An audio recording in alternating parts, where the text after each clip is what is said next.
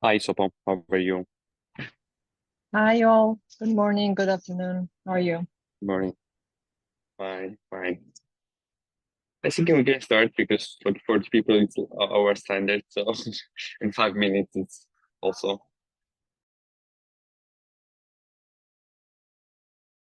Yeah, sorry for that. Okay, I'll share the slide. And let's start. So today we're having a geolocation session and it is the last one. So hopefully we will have some couple of minutes left at the end of the session to summarize what we learned and if you're willing to share feedback as well. So this is our Sherlock that we mentioned previously. That basically we're calling everyone who is involved in Austin's digital Sherlocks because of the similarity of the work and investigations online. And I want to start this presentation directly by asking you if you can identify the city where this photo is taken. Just the city. Like just pay attention to the details, foreground, background, whatever you can detect and just quickly post in the chat.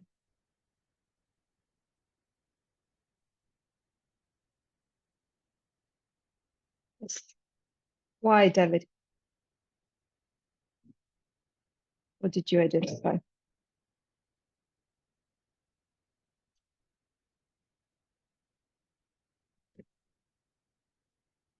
Yes, exactly. So here in the background, in the like between the, I don't know, the leaves and trees, there is leg of the Eiffel Tower. And this is one of the examples that one thing is to look at the foreground and to understand and summarize all the context and what is happening. For example, here we might have demonstration, and of course that is important. But elements that are hidden and it's not that visible initially on the first stage when we look at the picture or the footage, those are the elements we need to identify while we are doing the geolocation. And this one also quickly, and then let's roll into the presentation.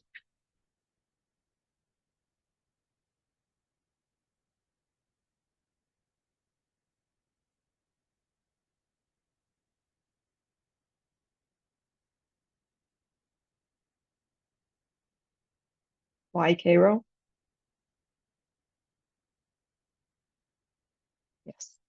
Pyramid in the background, which is also not that easy to detect. Again, this is an example that from here we try to collect all the context that this is like the architecture, the culture, where we see the mosque, for example, but like this is very general, right? It's really hard to identify city only with the mosque and the domes, but like it already gives us some context that this might not be the Western country, but like you cannot really tell that easily.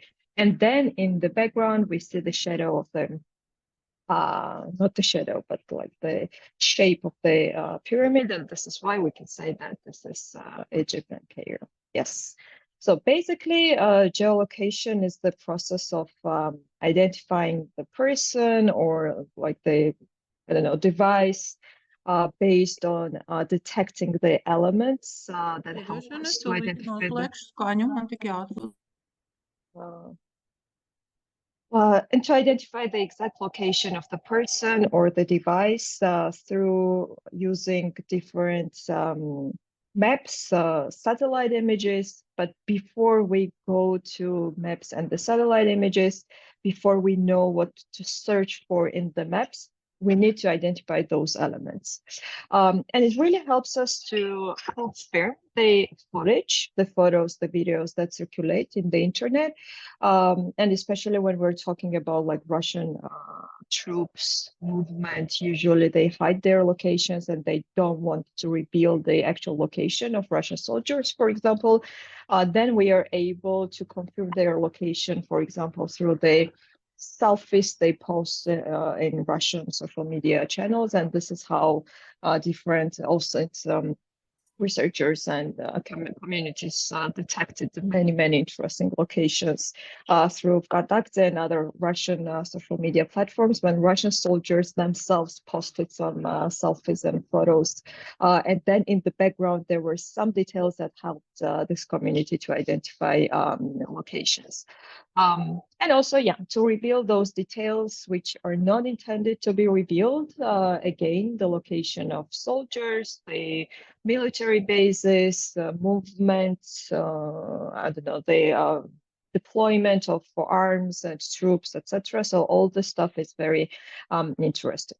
So this is one of the examples how we are doing geolocation and how this process really looks like.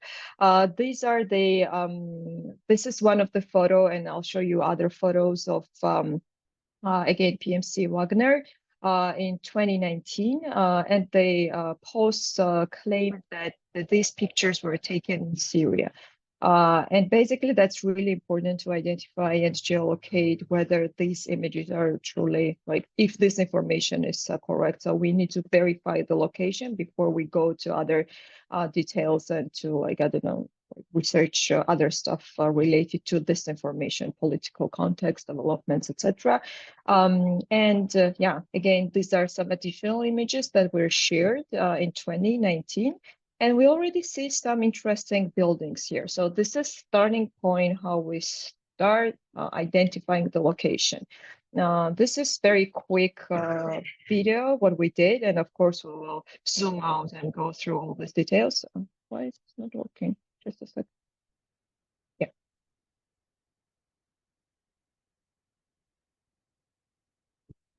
This is a very quick demo in the Google Earth by identifying these objects, and then we're able to identify location and then to understand the broader context of this exact location, because sometimes we might have situation when there are like different groups are moving in different directions or towards each other, and then like strategic location of this certain group or the troops are really very important. So in this case, this is the location, but if you zoom out and like see on the map where this is located, then we might say that this is area which is controlled by certain specific group. And in that context, like for general political context of this location, that additional information might be interesting. But of course, this was very quick. It is not how it's done.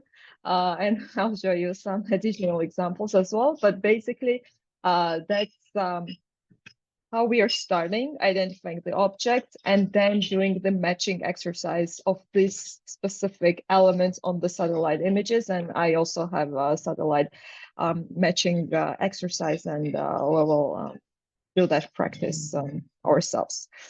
Geolocation has some advantages. If we undergo simple training, then we are able to be engaged in this process. It's not something very difficult or techy or something. It's really easy to understand after very simple training. Many satellite images are accessible and it's free. And of course, there are some paid resources as well. And I'll show you some of the resources we use, but basically it's free. And we have quite good quality of satellite images in free resources. It's sourced as an evidence. And for example, back in 2014, OSINT communities proved that Russian soldiers were in Eastern Ukraine. You remember the Crimea annexation when Russia and Putin denied that the Russian soldiers were in Crimea. They were like they wore uniforms that were not identifiable, and then we know this famous term, little green men.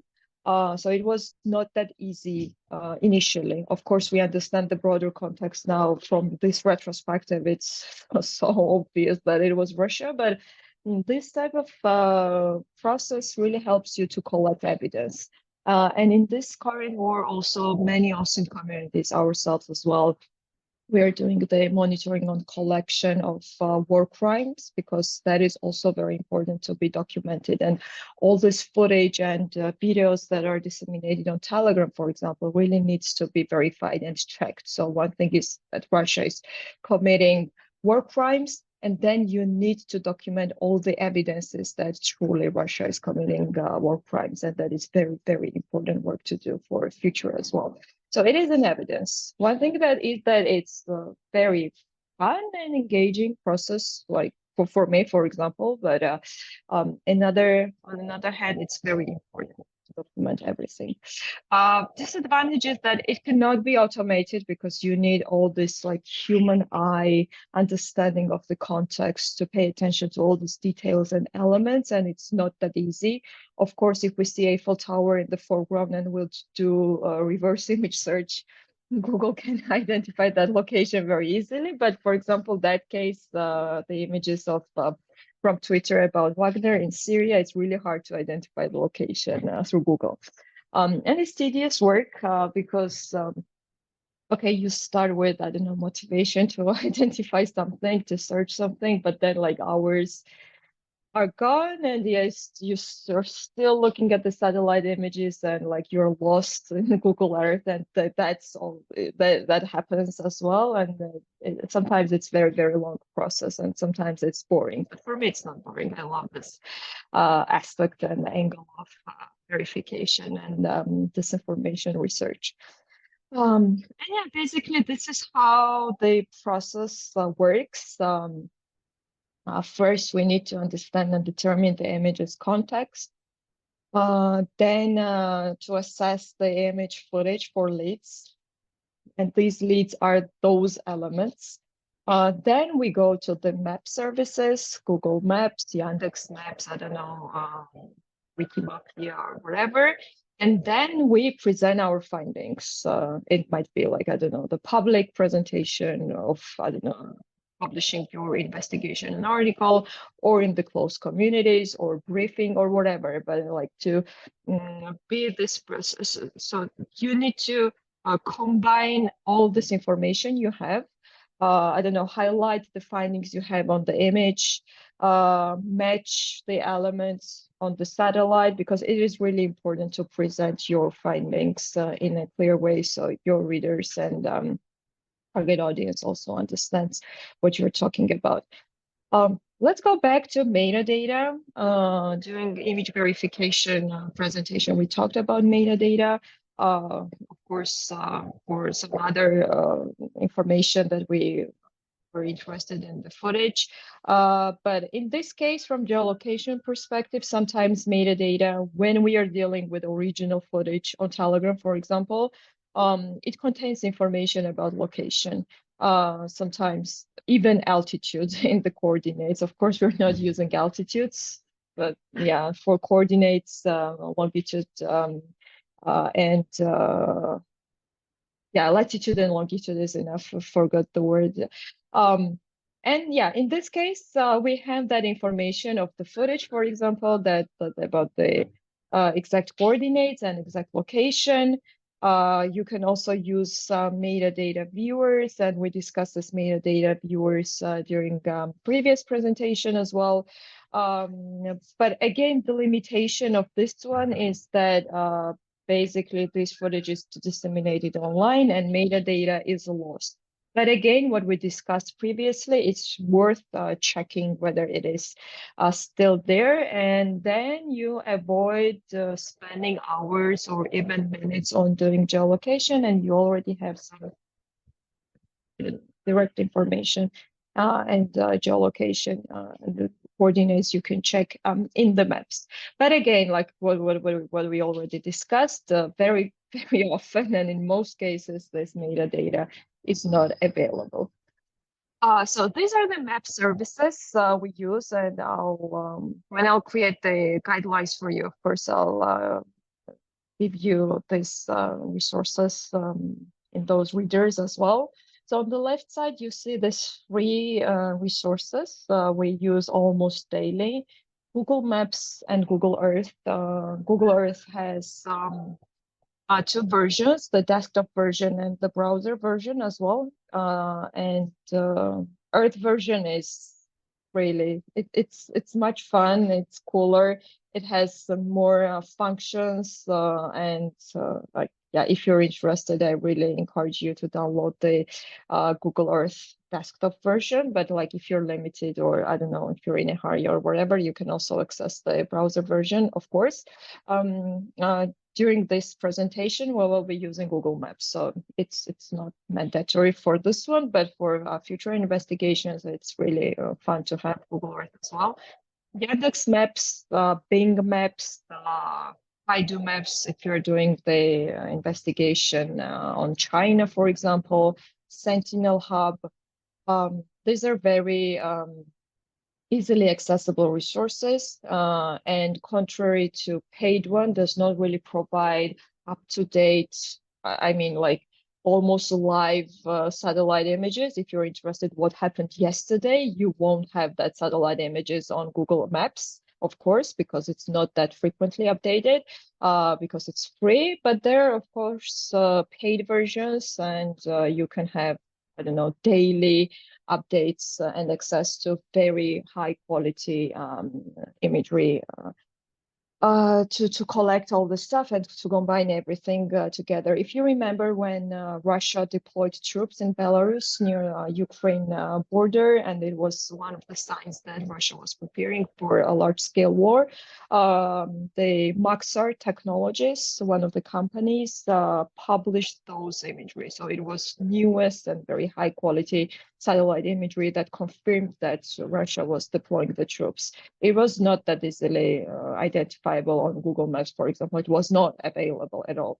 So at some point, you might need to have access to paid resources, but there is also a standard, or at least several examples when you can access those paid resources if you contact the company and explain the context that like this is very important for your local old school development, or the disinformation or something has very huge impact and you need, like, I don't know, urgent access to specific imagery, then they might give you specific screenshot or like access to that specific satellite image you need. So that is also accessible. Wikimapia, which is one of the greatest tools because this is a community-oriented map, and users add additional information to Wikimapia.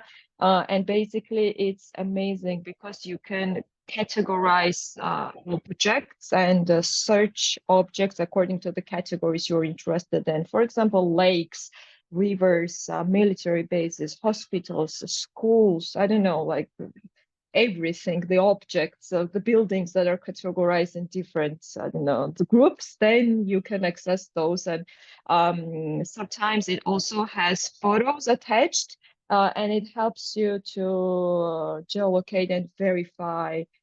Basically, it gives you additional layer of verification beyond matching those places to satellite images and doing, for example, street view that we will discuss very shortly.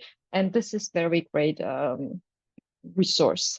It was not accessible when war started, but it was working lately when I checked. So it's worth checking and playing around it, and you will see how many categories there are.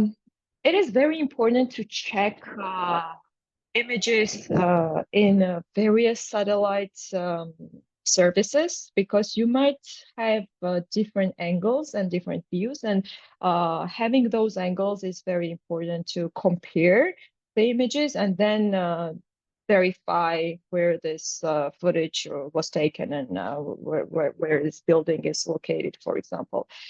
This is a shot from protest in Iran in 2017.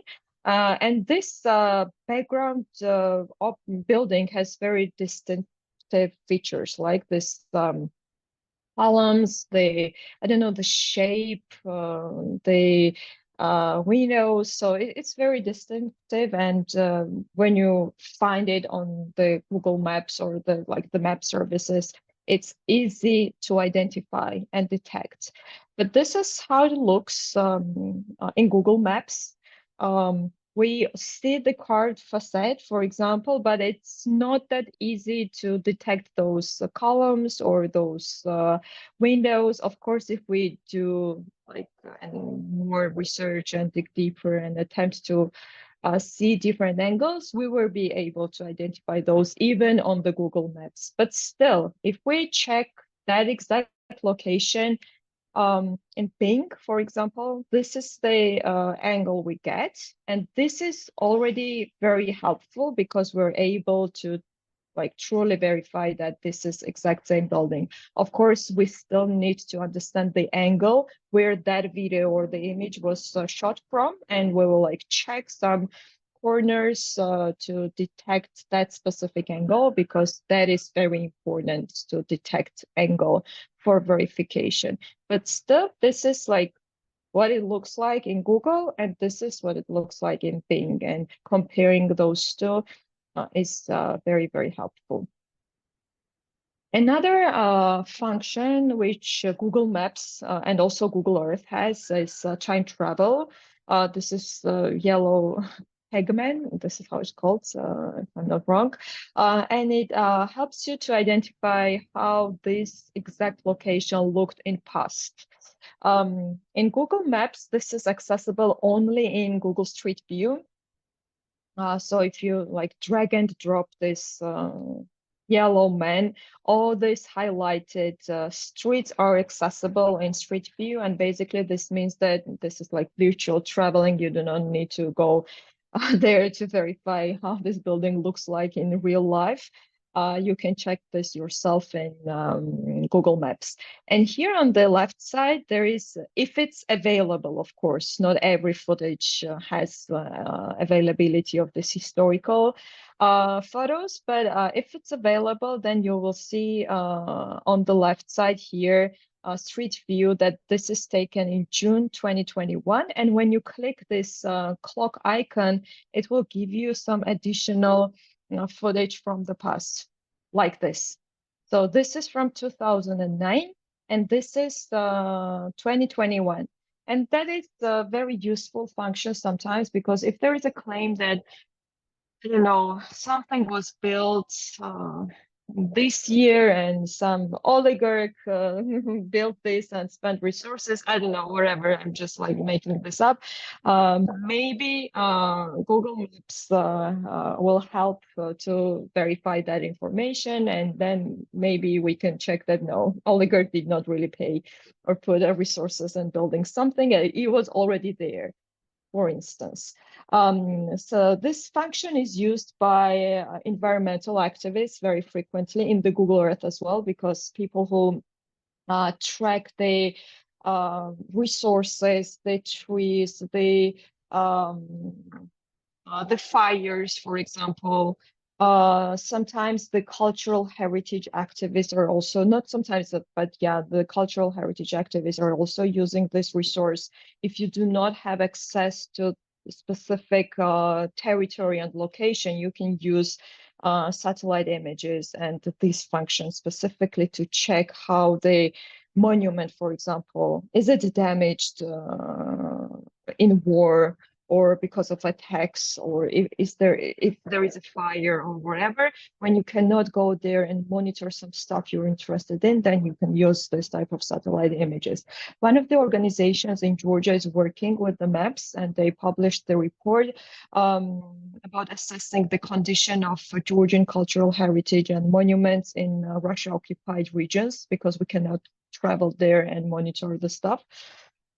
And that was really very interesting angle, how this type of resources can be used in different spheres and sectors beyond disinformation and beyond monitoring movement of Russian troops and verifying disinformation, because this is a resource for every type of researcher. And this is one of the ideas if you're interested in the topics, how to use this.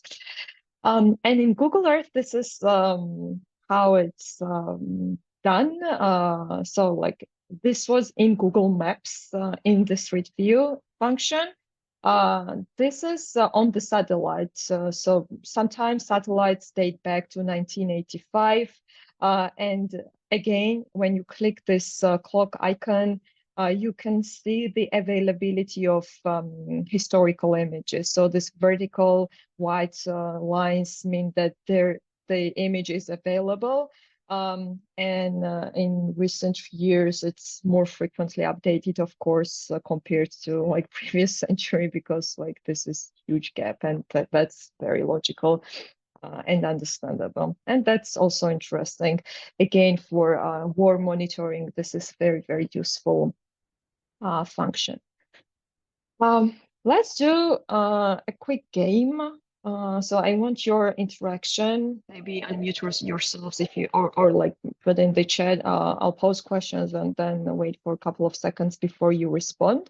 Let's go through detecting the location of one of our former colleagues, and then based on this exercise, we will be able to understand how it works in practice and what are those elements and details we are collecting, and how we verify the location of the person. And then I'll give you a very quick exercise, and then we will have other exercises as well.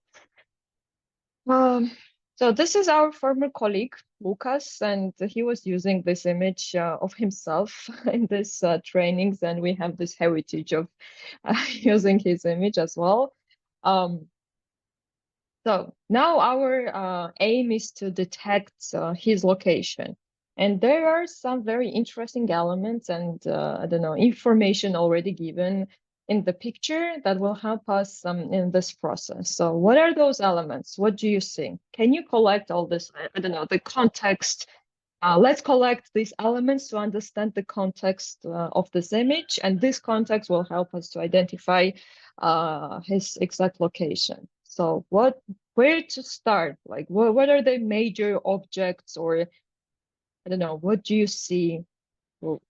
What is important for you? What are those elements and details? Where would you start this investigation?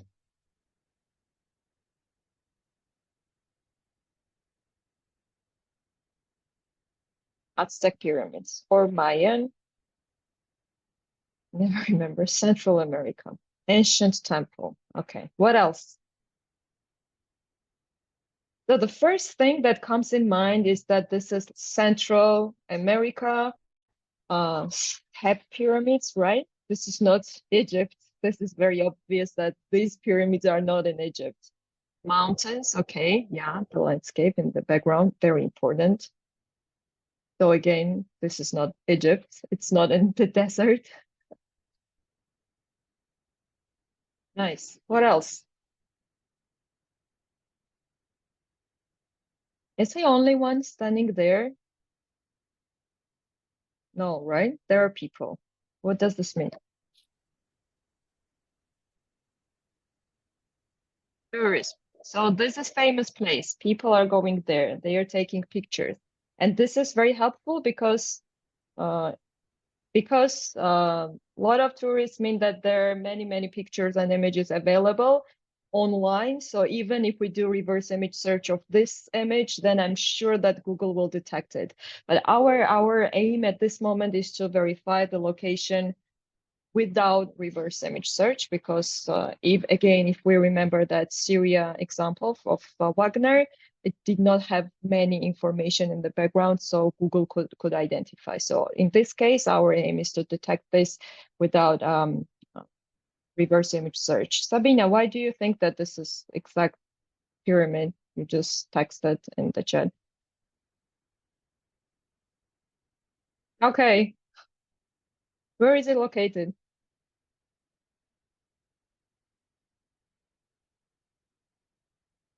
All right, let's go forward. What else? Where does it stand? It's the altitude, right? So somehow we need to find the place on the map somewhere in Central America or South America with step pyramids. But beyond the step pyramids, there is also this one big pyramid, which might be central for us, for our investigation.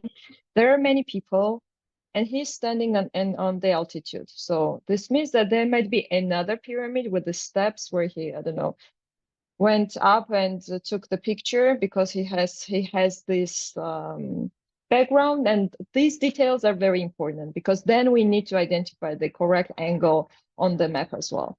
So to summarize this, these are the, yeah, he shared this on Facebook, of course, I forgot. Objects, we identified the background, people, yeah.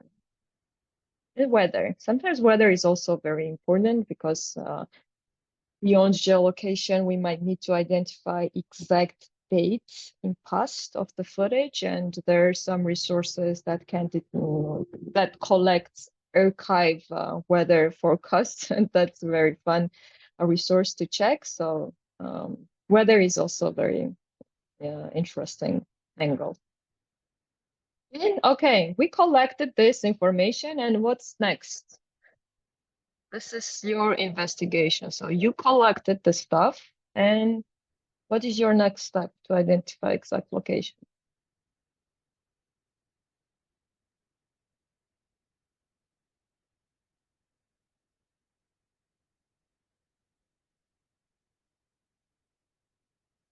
Do you know all pyramids in South America, Central America?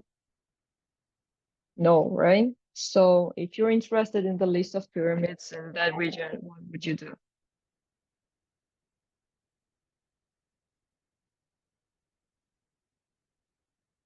Find pictures of locations. Okay, how do you find these pictures?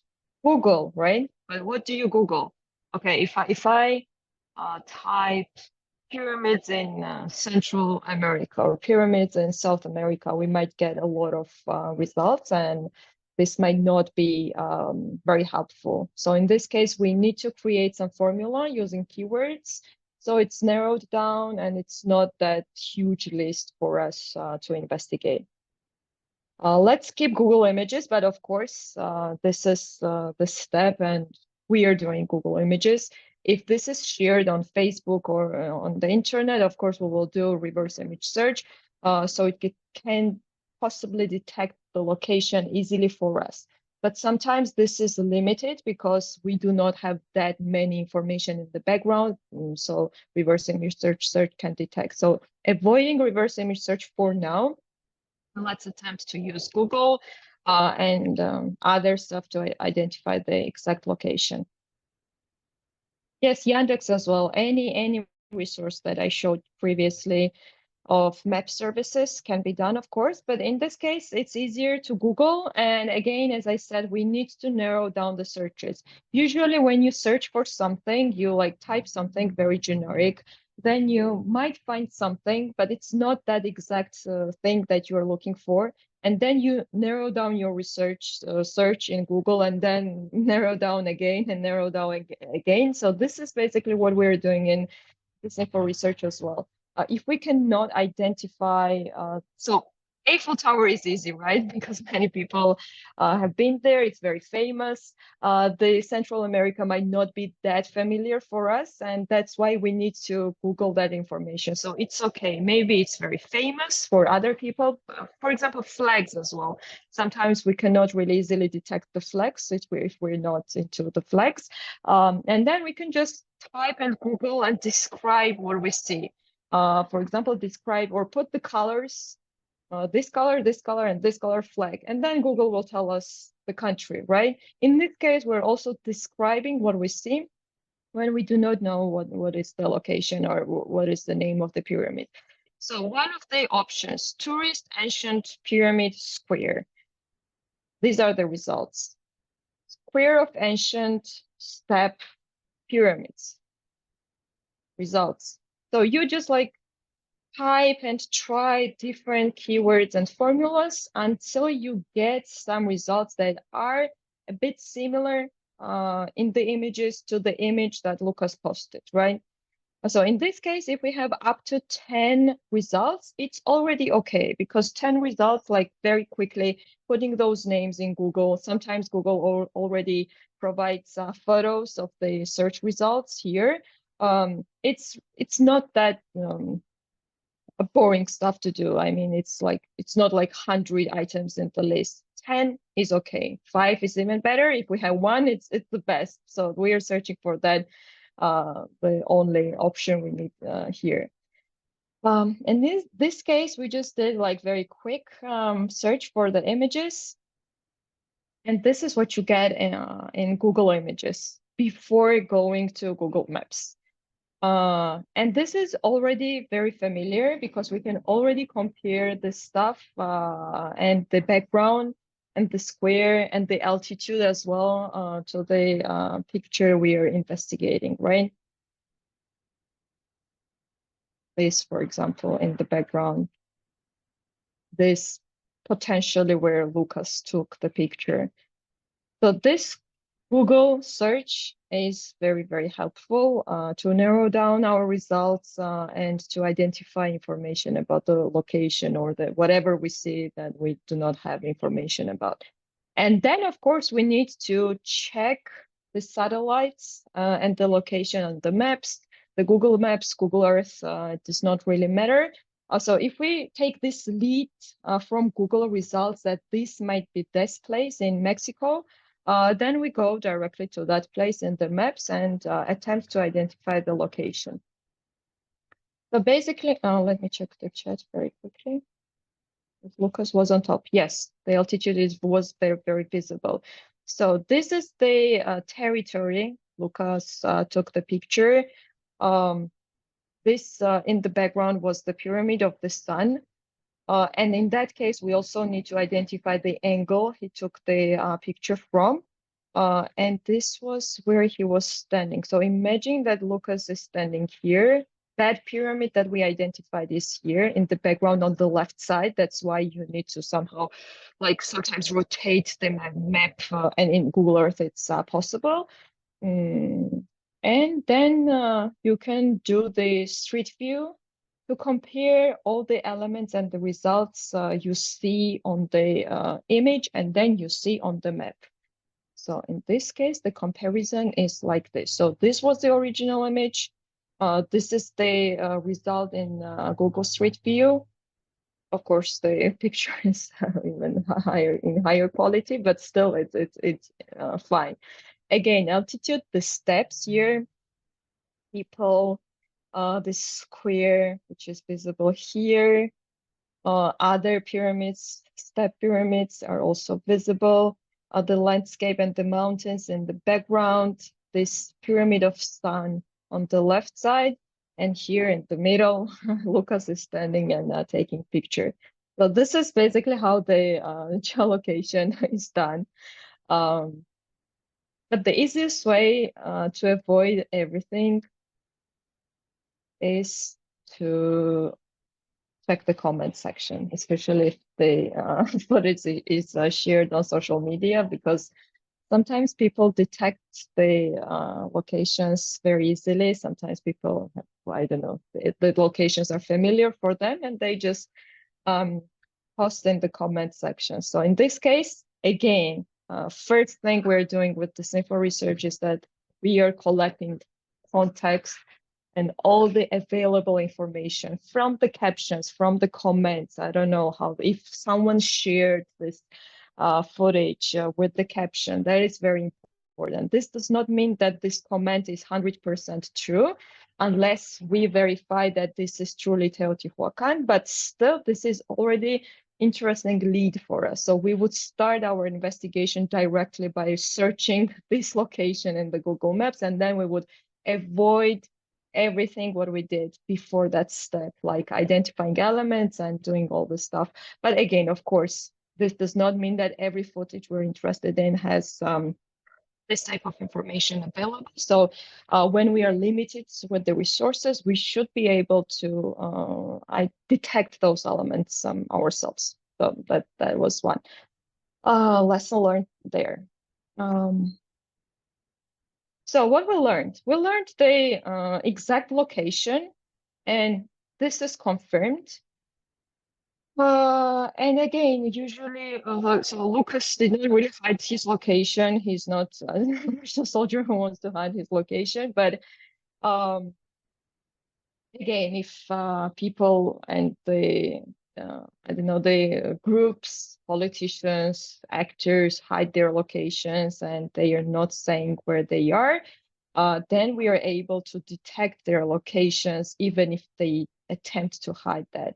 And again, as we said, these type of investigations serve as an evidence, and then especially that this is open source research, others are also able to replicate this research. So of course, one is that this is evidence, but second is that others can also do that. So this is not something, I don't know, hidden or secret document as an evidence that is, I don't know, put on my shelf here and only I have access to this. Of course not. So everyone can detect and undergo same process and go to same conclusion. Let's do this very quick picture. I'll pause here. You do not need to have like full access to this picture. Just this is very famous shot from movie.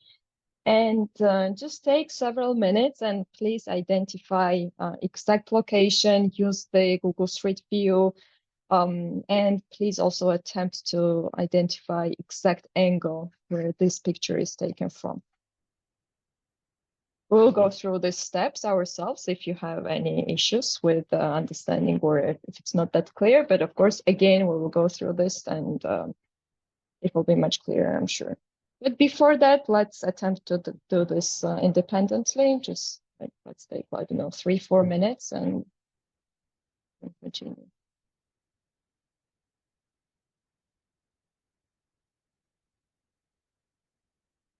Don't post your answers immediately in the chat. Let's give others chance as well.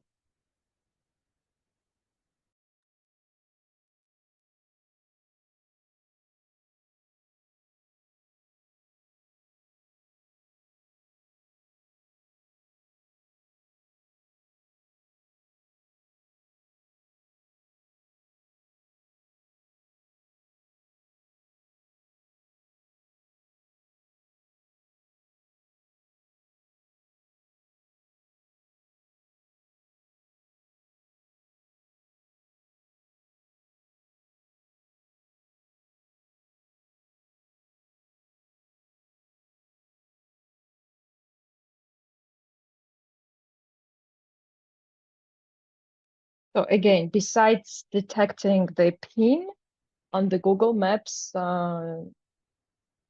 change the view to satellite, and then use this yellow pigment to detect to compare this image to Street View and then to identify exact angle. That's the task, not just the location.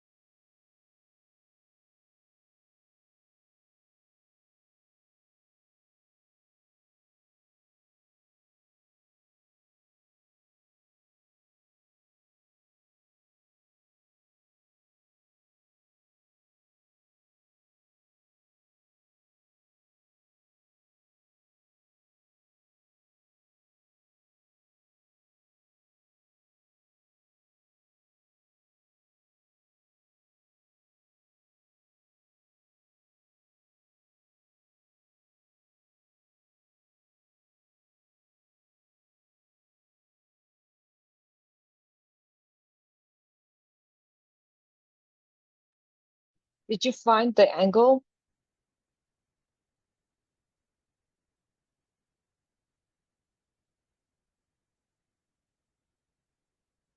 Okay, let's move forward and let's see how it looks like. So basically, how we start this, very, very straightforward. In the background, we see the building with the writings, Radio City. Of course, in this context, we're using the knowledge we know that this is NYC. But even if we do not know that, we can Google Radio City, big tall building, for instance, and then we can go there from Google as well. But still, let's do the narrow search and like NYC Radio City, and we already have the pin on the map, like this. So from bottom function panel here, we switch to satellite view because this is what we need. This is the pin of the building. If we zoom in on the satellite view, this is the building itself. So in this case, when I'm saying that we need to choose exact angle, this means that we are trying to understand where the boy is standing. Then what is the view of the building? Is it, for example, as we had with Lucas exercise, that this pyramid of the sun, the major pyramid on that territory was in the background and on the left side and not on the right side, right? So in this case, also we see that it's like in the middle directly. And also we can see that this is like the zebra where people cross the street. And that information might be also helpful to detect specific angle where this photo is taken from. So in this case, we use this yellow segment, which is on the right side on the panel here. And this is drag and drop function thing. So we just like put with the mouse and put it on the place with the blue highlights. And this is how we choose one, compare the image to satellite image, and then compare to street view, and then detect the specific angle. And this is the angle, right? Even from these crossings, we are able to detect this because this is the major like front view of the building. And for us to have that front view in the center of the photo, we need to stand somewhere here, right? So we just need to imagine where Kevin is standing. The zebras are also helping, but even without that, we just move around with our street view before we stand almost on the same exact spot. And then again, just to reiterate what we said about the historical images, because sometimes, as I said, this might be also helpful. On the left side, on the top, we see this function, see latest date, and in this case, this up-to-date visual and access to satellite to historical images is like this, which is even more helpful because we already see some footage. Here we already see some, I don't know, the wall or so this cafe is covered. Maybe there is a renovation or something, but still that's that might be helpful in some cases. So this is the process. Now let's also discuss some other functions and resources available and what to pay attention to, and then go again to practice, and you will have chance to practice other footage as well. Again, you also posted in chat, we also talked about the reverse image search. Of course, we are doing reverse image search. So when we see footage online and the photos, in case of videos, of course, we might use InVid, for example, to cut the video into frames.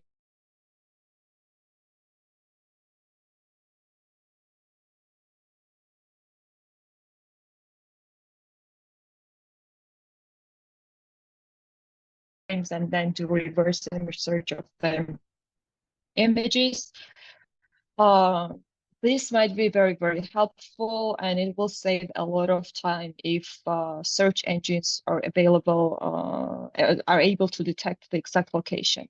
In this case, if we have this picture and we need to verify that picture for whatever purposes, correctly identify that this is Donetsk, and of course, this is not exact location if we need coordinates and specific pin, but this is already a very good starting point. So we do not really need to Google, I don't know, tall, ugly buildings somewhere because like it's really hard with river or lake or yeah, probably it's river because there is a very hard to detect exact location with this description. But in this case, river case Yandex work, then we already have very narrowed down result, and then we will search river and bridge only in Donetsk. And even on the satellite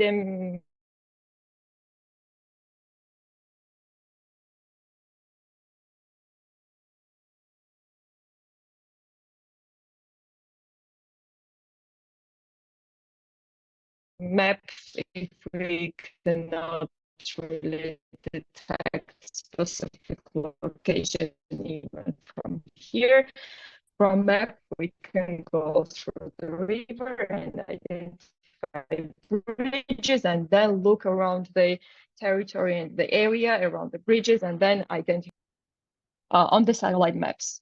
Another interesting aspect is foregrounds or additional help us in doing a proper reverse image search. Because if we have this one, gives us, I don't know, top-staked men in front of the pool, and this is not helpful at all because this is not the thing we're searching for. We're interested in this pool with this building and this specific location.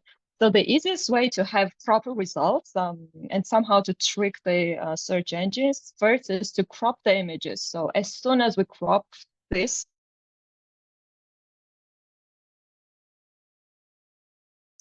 and it has some spare, I don't know, there's some circle in the pool itself. So this was the results. These were the results when we searched this image originally as it was, and it was not helpful. And as soon as we crop this part of the image without this man, we already have very interesting results. So Yandex was able to detect and identify those exact pool because probably this is hotel. Someone else was already posted and checked in and I don't know, had selfies, for instance, or if it's a hotel, then it has information about, I don't know, address, phone number, email, reservation, some images of the pool, for example, on the website. So some additional information, if it's like public building of service with public service, for instance, it's available there. So in that case, search engines work. And yeah, this is, I don't know, even phone number for reservations. And we can detect that one of Russian soldiers, for example, is having fun near the pool. Another option, if it's really hard to crop, is to use the AI-based tools. In this case, it's cleanup.pictures. It won't be very, very high quality, of course, because like if you pay attention to in very details, then you will see that some part of the stairs are also cleaned up, but this is not our aim to have high quality cleaned up photos. Our aim is to just remove some additional items and elements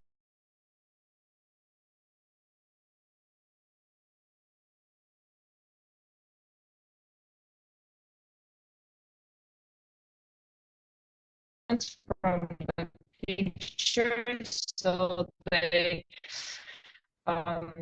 reverse search engines can easier detect the elements and the searching, the cropping, and cleaning the foreground. Internet is for. Let me check connection. Just a second. Okay. I'll continue and let me know because somebody was calling and I have hotspot. I still have this on don't disturb, but maybe this incoming call somehow affected the connection. Probably it won't happen again. Okay, let's pause again. Let's do the matching exercise. Then we can have like 5-7 minutes rest, and then let's do another practice, and then we can summarize the trainings, this one, and then the other trainings as well. So our next task is to do the matching exercise. So we had this several examples on the presentation when we had footage, the image, and then we said that this is how it works, or how it looks on the satellite.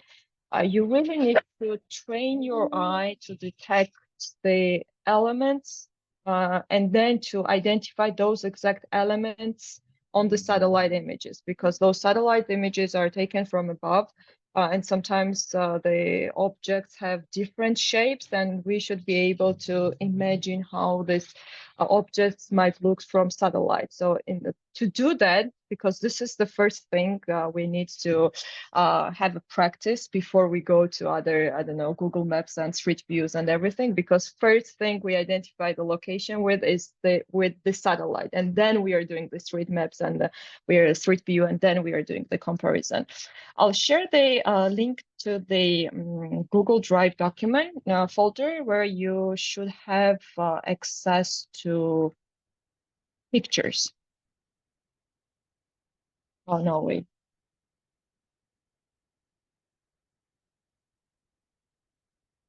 It's okay.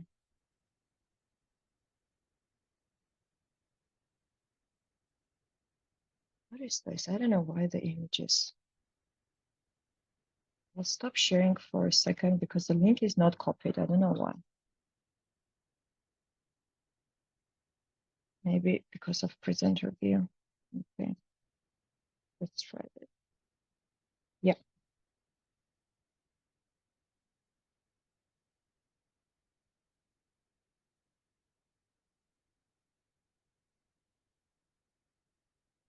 So you will see these pictures, and please confirm that you also access this Google Drive folder. So what we have here is that there are pictures with numbers, and there are also screenshots from the map and satellites with letters. And your task is to match letters with numbers. Please don't post the answers in the chat because others also need to do that. Just know for yourself. And please also remember, why did you decide that specific satellite matched with, like the specific image matched with specific satellite? What are the elements? What were major objects, or I don't know, some other signs you detected that brought you to that conclusion? Because we will discuss these images one by one. You will discuss these images one by one, not me. And that's important, not to post the results immediately in the chat. So is task clear, and can you access the drive? So these are like two questions I need confirmation for. Yes. Okay. Again, let's take several minutes and I'll check with you in like 3-4 minutes, and then we can add some extra minutes too. So don't rush, like concentrate and pay attention to the details.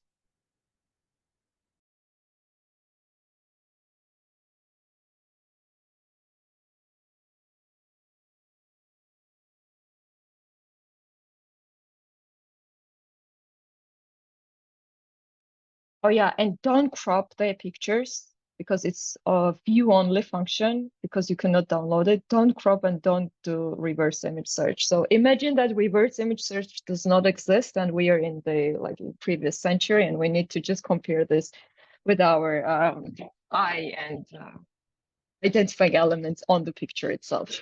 Don't Google the pictures.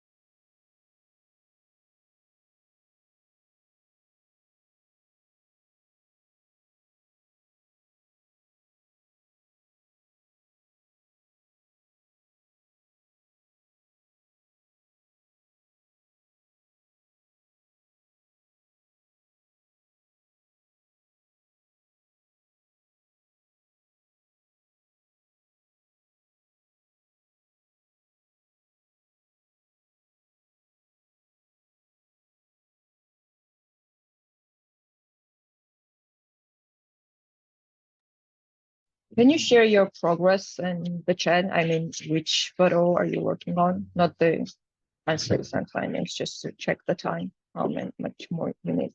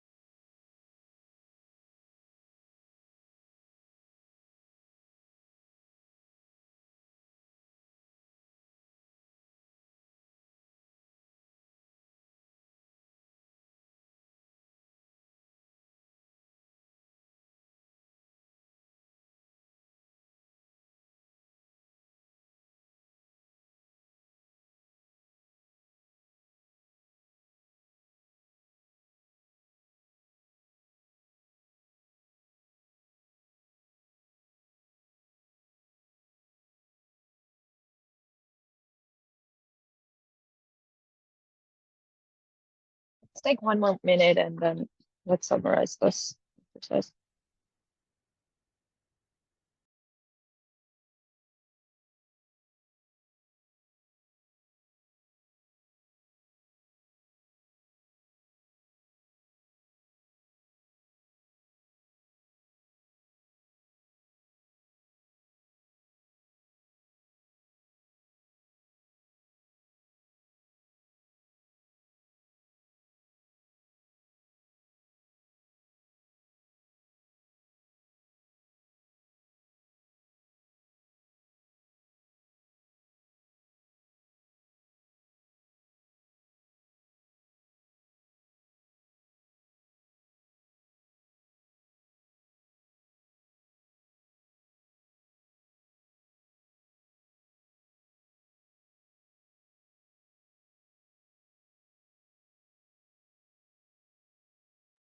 Okay, let's move on. And I need your interaction now. First, like I will explain the stuff along, but who wants to share the findings for the first one? Which letter corresponding to this picture, which satellite image, and why? I'll open the chat, but if you want to unmute yourselves, then you're more than welcome to explain to the audience.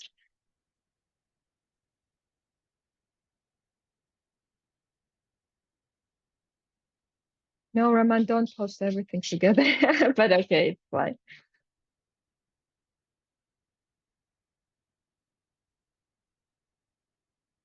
So this one was this one. I don't remember the letter. And why? What did you identify? I think there is the tower and like a wall on the left side of the image, if that's Yes. the correct part, yeah. Yes, exactly. This was one of the easiest. So there is a wall indeed, and then there is a tower. And also very interesting exercise to pay attention to the shadows, because sometimes these shapes are not that visible from above, from the satellite. And then in that case, if the building is not that easily to detect in terms of its shape, so you can compare then it to the image you have, the original one, then the shadows are very, very important. So in this case, we see that this is indeed the tower. There is a wall here, this small area with the wall or the fence or whatever. And yeah, this was C. Yeah, the C, and the first one corresponded to C. True. The second one has very interesting aspect. I'm very curious if you detected which one corresponded to this one.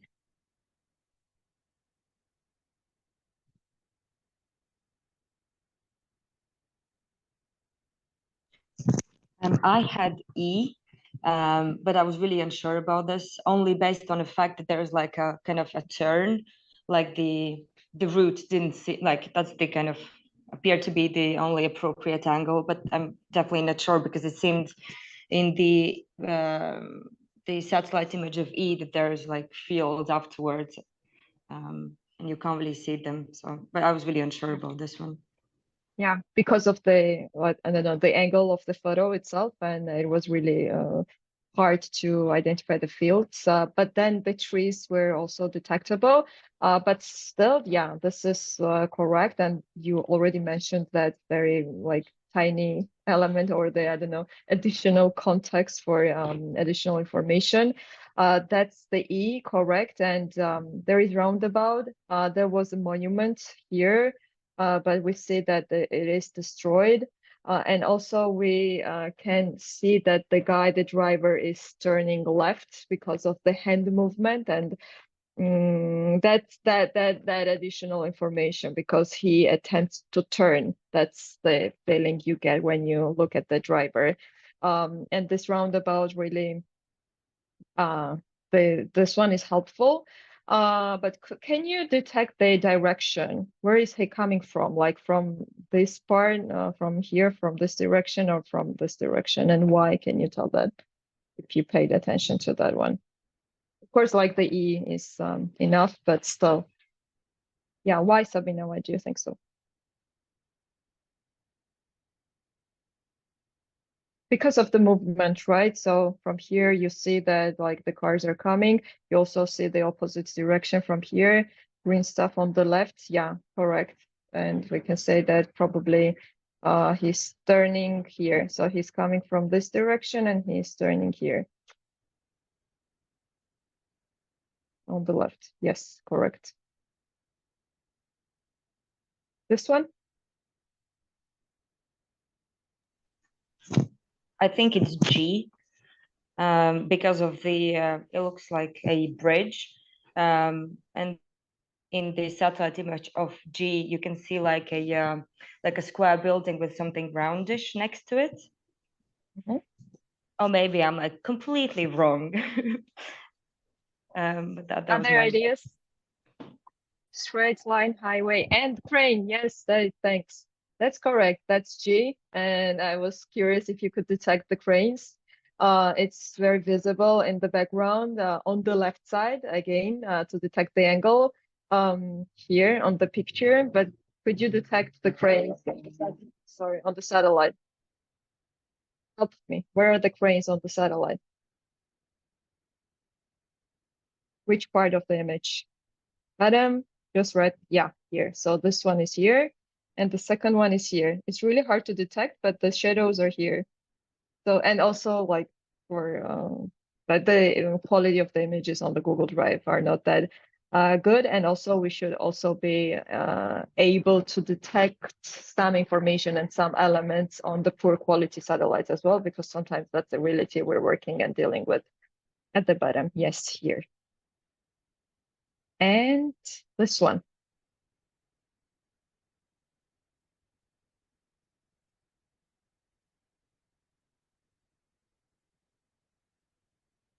One option is A.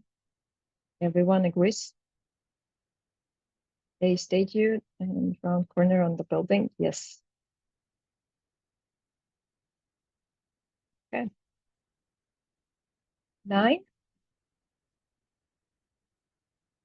What 9 stands for? Yes, correct. So this corresponds to file 9. Oh, sorry.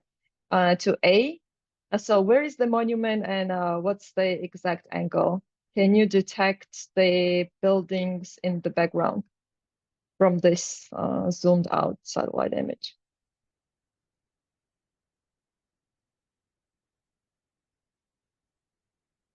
Where is it taken from? Near center. Angle is from where the cars are waiting at the light. Angle face. Yeah. So here is the monument. So if we do not have more zoomed in results, for example, and our search is limited, again, from this very tiny, tiny shadow, we can detect that this is square. There is a monument. Of course, we cannot identify those details, whose monument is this in this satellite, but still we can identify that this is monument here. And again, the background buildings are interesting because one here has this dome, like both have the domes. This one has higher dome, and those are also detectable from the shadows and from the shapes. We can also detect that these are the dome-shaped buildings, and those two are in the background here on almost right side. And then in this case, we see that it is taken somewhere from here. So we can see the statue. And then in the background, we see one building right behind the monument. And then on the right side, we see this building. So this is the angle from here.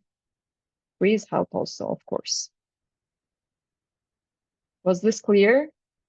Because it's usually like when we have the physical trainings, we have these huge posters of these pictures printed out, and it's so fun to engage with the participants. We use, I don't know, the floors, the tables, and like every surface to like put these pictures and then to detect and like, you know, the mark the signs on the posters itself. And it's very, very fun and engaging. It's a bit harder to detect these details when you're dealing with the online pictures because like the quality might be different in different computers and desktops. So amazing. Yeah, you did.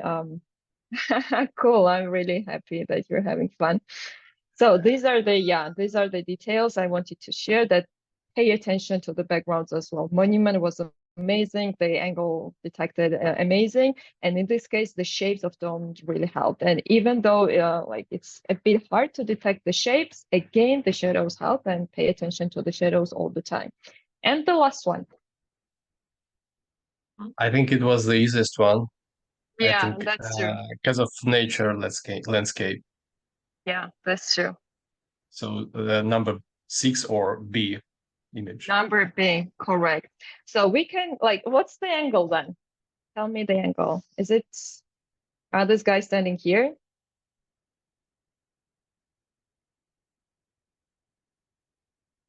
Here?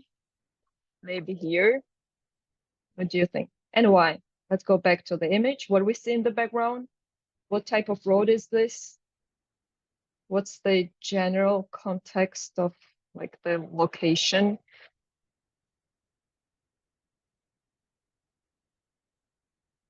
What do you think? Sure, Raman. Village is behind.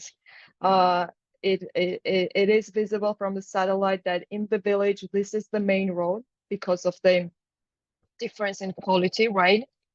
Village is behind. generally speaking, this is rural area, and this is not the main road. So this is additional, or how it's called, I don't know, in English. But again, still, it's visible that this road is not between the houses in the village, which is central because of the quality and because of the differences in quality. And probably this might be this one, but no, I'm not sure. No, this is not this one, because this is the road, and then the village is behind. And high position, yes.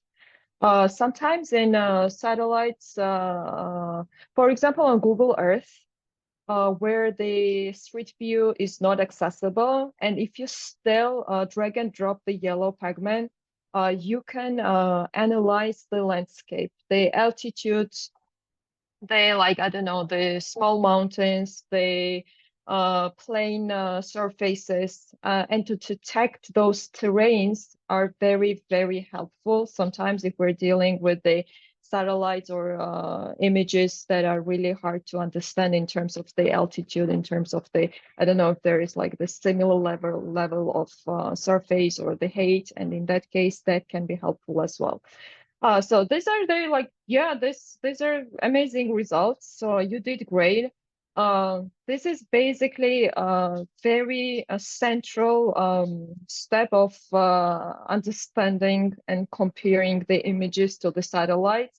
And as soon as we have this location on the map, so you're not dealing with cropped images from satellites, right? You're dealing with Google Earth, Google Maps, proper satellites where you can, I don't know, if this is not the place, then you just move along and try to detect another place. So you have more information in the maps when you're dealing. So this is not the keyframe you have to deal with. And in that case, as soon as you have location and you can specifically say that, okay, this is it, I found it.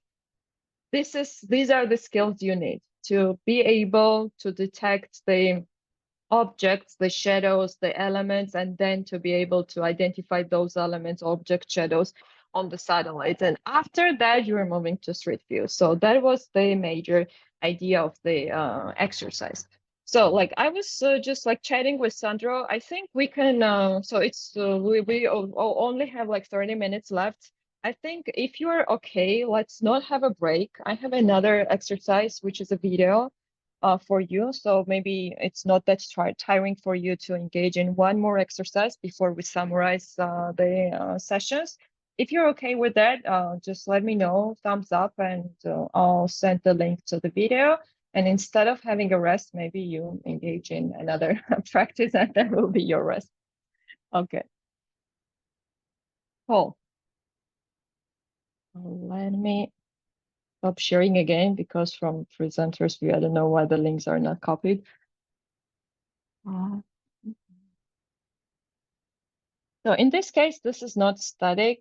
This is a video from Twitter. Unfortunately, InVid cannot analyze keyframes from Twitter videos anymore, because after changes in ownership in Twitter, many things changed with Twitter. But it could detect and cut this into keyframes, but still don't rely on the InVid in this case. Just like pay attention to the details. You need to, I don't know, look at this video many times to identify some elements and some details. And of course, your task is to identify exact location where this movement is happening. Basically, the exact street where this video is taken. Okay, I won't give you any additional tips at the moment. If you're stuck and need something, let me know. I'll give you some tips, but not the answers. But let's try to have this as it is. So you are Disinfo researchers. You saw this tweet, and you need to verify that information. What would you do?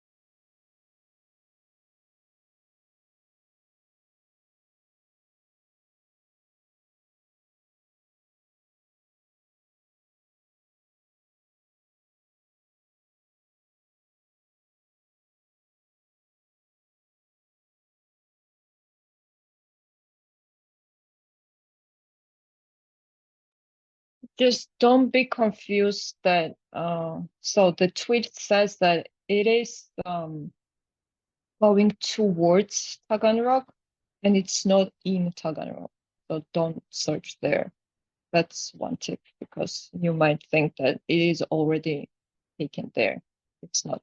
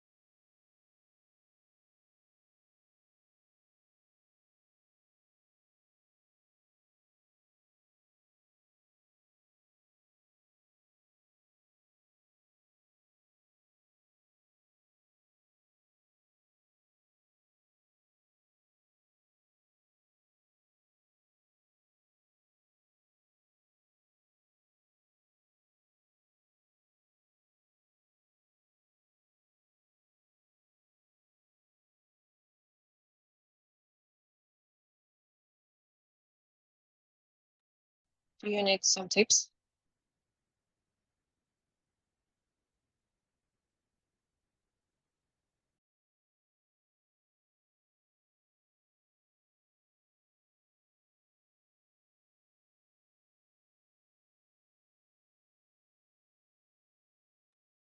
Okay. So what's the context? The task is to identify where this video is shot, exact location on the map. And the limitation is that this is the footage we have only. So we need to identify some elements in the footage itself, which helps us to detect the location.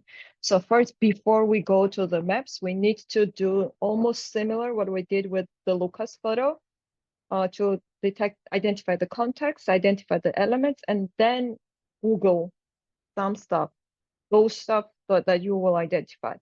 And then go to the maps and compare the footage to the location on the map you will identify. That's the task. But basically the tweet is saying that Russia deploys this defense missile system, which is moving towards Taganrog, Rostov Oblast, close to Ukraine border. So let's imagine that you have this oblast. So these are the regions in Russia. The regions are called oblasts. That's not the major point here. But let's imagine that you do not have that more information, and no additional information was given. Originally, when we verified this, the link which is given in the tweet was working, and it had some additional information. But let's imagine at this point that this is the thing you have. No links, no additional information, and you need to somehow guess where you need to start your searching from, right? Sometimes you're lucky with those guesses. Sometimes you're not lucky. But when you have the name of the region and you need to search for something in the region, where would you start your searching from?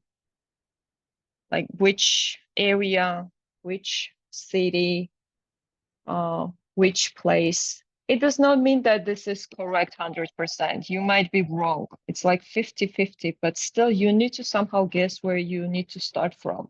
You have the name, Rostov Oblast. Any hints? You have the address, Sabina. Thanks, but don't share yet.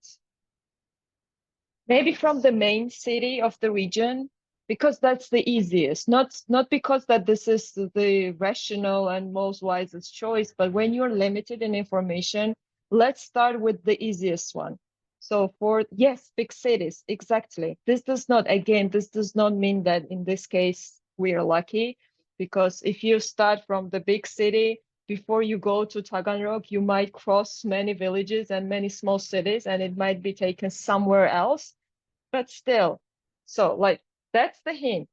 Now let's Google the biggest city, the major city of Rostov Oblast, and then narrow down our oblast or the region search to that specific city. That's one hint. Let's try this way, and then we can I can give you another hint. There is a building in the video. So first you need to identify what is the building.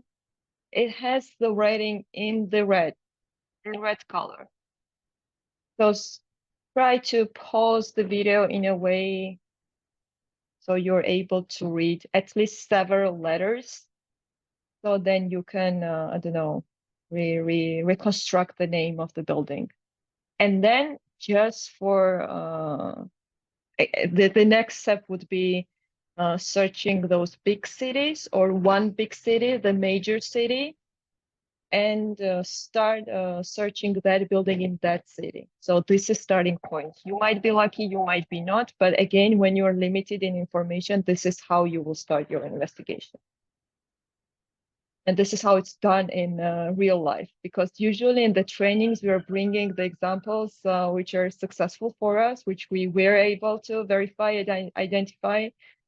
But how we did this is how we're doing it. So when the information is limited, we're just guessing. And sometimes we're lucky, sometimes we're not, and then we're moving to another one.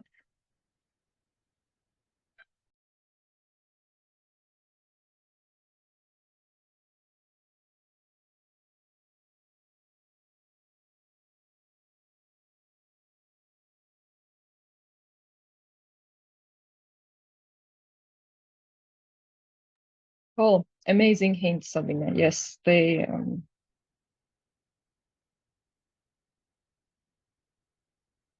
great, Raman. Another very interesting element to identify. The comment section already names the city.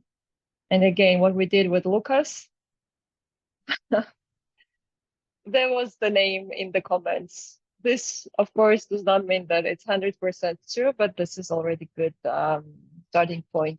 And again, if we did not have the comments, we would start from big cities.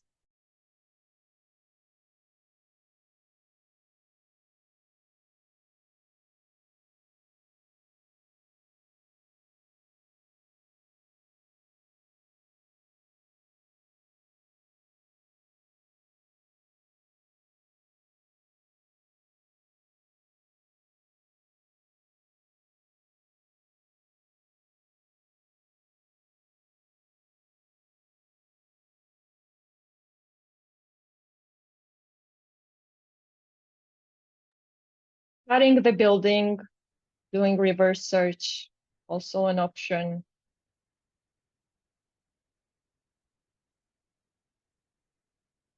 I'm not reading Sabina's comment out loud. It's there and you can read it yourself. It's like super great hint.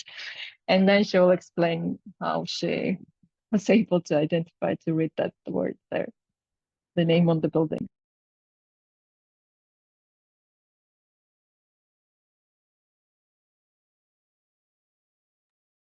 It's in Google Maps as well.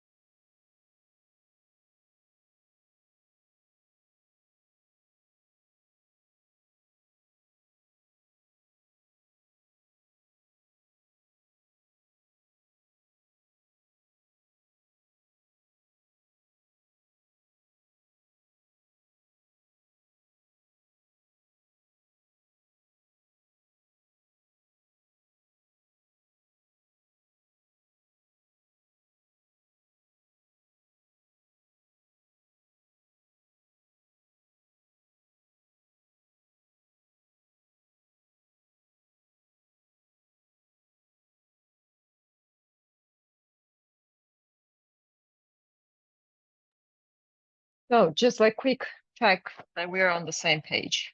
We all detect the word, the name of the building, the brand.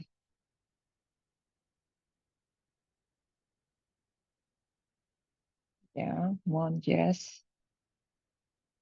Anyone who could not?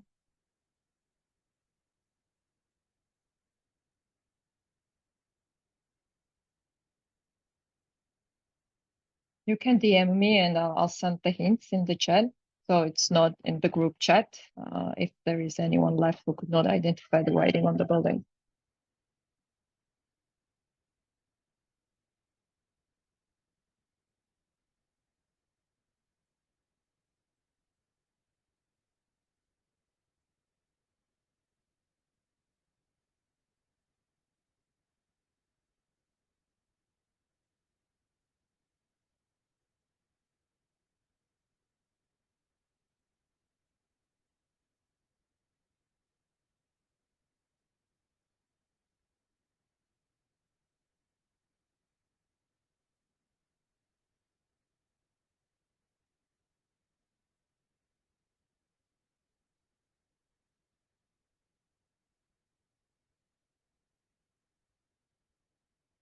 Thanks.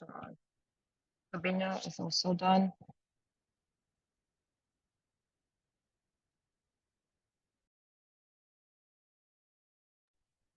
Cool.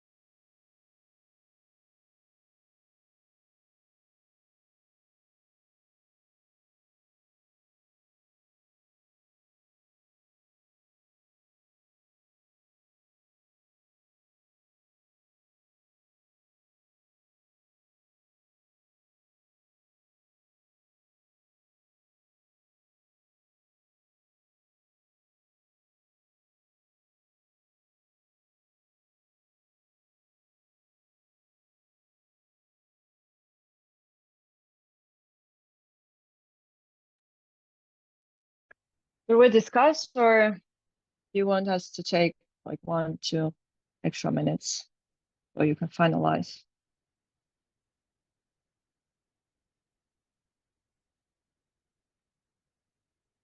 I got many DMs with results. So if you if you need some time, they can take 2 minutes. If not, then we can discuss this case. Silence. Okay, let's continue. Just a second.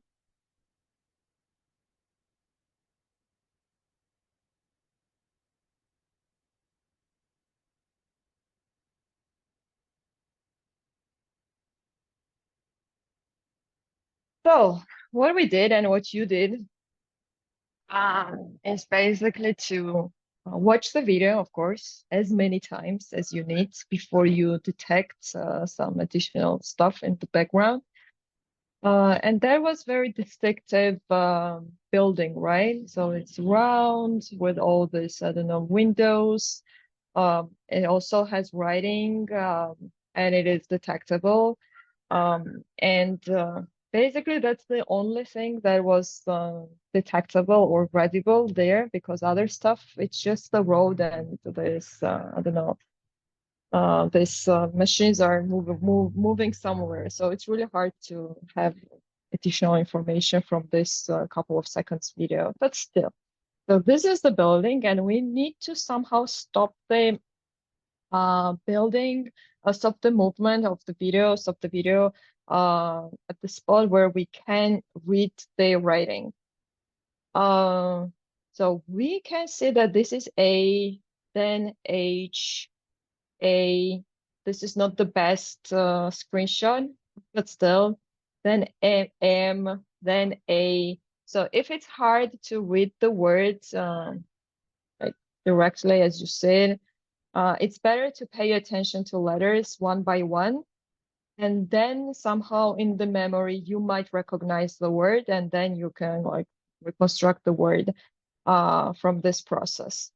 And in this case, it's Yamaha in the red writing. And then the next step would be to Google Yamaha centers or Yamaha shops or Yamaha offices or buildings or whatever Yamaha is in Rostov Oblast. So that would be the wide search. But in this case, if we have many results and it's really hard to check each result, if we have, I don't know, 20 Yamaha centers in Rostov Oblast, then it's not that helpful. Of course, you can go one by one, but that's not the wisest way to do.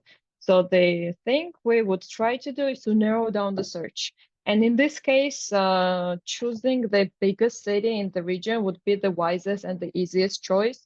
Of course, in addition to the context that in the comment section, Rostov-on-Don was also given as the city. And again, this does not mean that our guess or the information in the comment section would be 100% genuine information, but like when we're limited, it's better to start somewhere from. So in this case, we would start from the name of the city that was given in the comment section, or we would guess that this, or search that this is the biggest city in the region, and then we would search Yamaha centers there, because like Yamaha is, I don't know, the huge company produces, I don't know, the musical instruments, motorcycles, I don't know, the home equipment as well, if I'm not wrong. So in this case, it would be very strange to have Yamaha center in very tiny city or tiny town in the region. It's not even around the capital, right? So in that case, we need to understand that context where the Yamaha center would be. So then, okay, let me just quickly click the chat. Okay. And then, of course, we would Google Yamaha Rostov-on-Don, and then in that case, we have 3 results. And 3 is easy to check one by one. And from checking those one by one, then we were able to identify exact location. The lower writing on the building also said George Marine, but in Cyrillic, but it's really hard to read. As soon as you know that this is George Marine in Russian, then you're able to read it. But if you don't know it, it's really hard to read. But it's okay. We do not really need to rely on this information, but just for additional thing, we already know that it's George Marine. But it's okay, like 3 is okay. We can check 3 one by one. And this is exact location of that Yamaha center. And even from this very poor quality satellite screenshot, we can see that this is the shape of the building is similar we saw in the video, because it's like round here. We see this black dots which correspond to the windows there. And then, of course, using this yellow pegman, we can go there and successfully we have that available in that location. And we can compare the image, the footage, the video to the Street View Google from the Google. And this is the Street View. Exactly, we can say that we saw footage and it was taken from here, from the car, I guess. Again, an additional layer, which is very interesting, are the direction of this cars, or are they cars, or what are they called? I don't know. And the street signs. So if we pay attention in the video, though they are moving and turning to the right. So it would be really interesting to check what these signs say and whether they are going to Taganrog really, because that would be additional layer of information to check from that tweet. If you check that, you would see that these street signs are covered. And you do not really get the information where the right direction goes. But again, we already said that in Google Street View, the historical images are available. So as soon as we click see more dates, then we can check the older images. And we already can see that if you want to go to Taganrog from this exact location, then you need to turn right. And basically almost 90% of that information that was tweeted is verified from the geolocation and also through the geolocation and also from the additional information which Street View gives us. But of course, in this case, this is limited. We cannot truly say that they really went to Taganrog unless we have additional footage that this equipment is arriving in Taganrog, because maybe they turned somewhere else.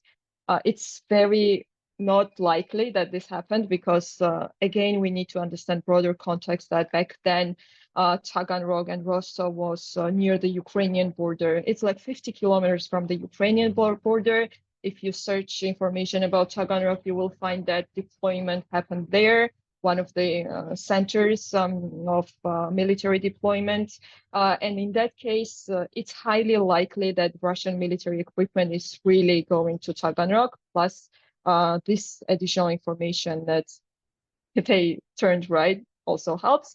But again, to be 100% correct and 100% confident in your results, at some point this is limited. And also we do not know exact date and time when this video was shot. So of course that tweet has its time, the date stamp, but this does not mean that this is also true. So in this case, if we want to verify everything about the information that was shared, we need to verify location. We need to verify when the video was shot, and in this case, it's very, very hard, and we have limited information. And in that case, we need to, I don't know, crowdsource the other videos if other people from that location took the video, or if they other people who are like mind-like, for example, like-minded, took other footage from other locations, so we are able to compare the equipment and the troops, for instance. But in this case, this is the limited information we have. But our task was to verify location. This was one of the hardest exercises, and it's really hard to detect all these details and then compare everything together. But like, you did amazing job. It was a bit complicated and hard, but you already know that in case when you have limited information, you just do some guessing and I don't know, start the investigation from general context you have. If you have the footage from the rural area, or the last picture from the matching exercise, then of course it's really stupid to start investigation from big cities, because we already see that this is the village and there is no point in starting investigation from big cities. But in this case, the broader context, so the building with, I don't know, branding, writing, cars, people taking videos, I don't know, proper road here. These are already signs that we're dealing with the city and not the rural area. And it would be clever to start from the easiest starting point. That would be the bigger cities. So this is it about geolocation. So if you have any questions about geolocation, let's discuss, or the cases or the process, how it's done, anything you have. Let's do the Q&A. And other than that, broadly about the training series, about the, I don't know, the previous presentations. Other than that, from my side, the next step is to collect all these resources and case studies we discussed and some additional homework, because you have me to have more cases so you could practice the tools. At the end of the week, I'll send this reader to Sandro, or I'll post in the Slack, or Sandro will disseminate, or maybe both. So you're not really left with this online presentation, and you do not have to memorize all these resources, because sometimes I forget the names of the resources myself, and I just go back to the reader or the notes I have and like recall the resources or how those resources work, because there are like a lot of resources available. So I'll create those readers for you. I'm on Slack, and you can, I don't know, text me, contact me anytime you want. I also very active on Facebook, sometimes on Twitter, email. So you have my contact information. And yeah, I'll stop and pause here. And if you have any questions, any feedback, any comments, we still have a couple of minutes and we can discuss.